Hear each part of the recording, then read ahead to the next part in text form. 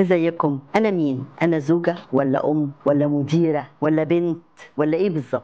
الادوار المختلفة دي في الحياة بتعمل حمل كبير قوي. النهارده الكارت من كروت انا الحكاية بنتكلم على الادوار المختلفة. مهم قوي ان احنا نبقى فاهمين ادوارنا، ايه هي ادوارنا وعاملين فيها ازاي. طبعا احنا بنجري وسط الادوار، مش انتي بس، هو كمان اب، ابن، اخ، موظف، مدير، ادوار كتيرة، عبء كبير. طب نتعامل معاه ازاي؟ نتعامل معاه باننا نفهم كل دور محتاج مننا ايه، نفهم ايه اولوياتنا. ما نقدرش نلعب كل الادوار في وقت واحد، هننهار. ما ينفعش ندي كل الادوار نفس النسبه، لازم ننسب. ودي الحياه ان انا انسب بالادوار بتاعتي، انسب للحاجات المهمه فالاهم. كل حاجه مهمه، كابن مهم، كبنت مهمه، كأم، كزوجه، كموظفه، كله مهم. لا، في حاجات مهمه اقدر ان انا احط لها اولويات. النهارده اولوياتي ايه؟ هل اولوياتي كأم ولادي محتاجين لي صغيرين، ولا اولوياتي كزوجه، او اولوياتي كموظفه؟ وازاي اقدر امارس الاولويات والادوار الكتيره دي؟ وكبنت وكابن، اهلي، كل دون مهم جدا، لازم ابقى عارفاه، بس في نفس الوقت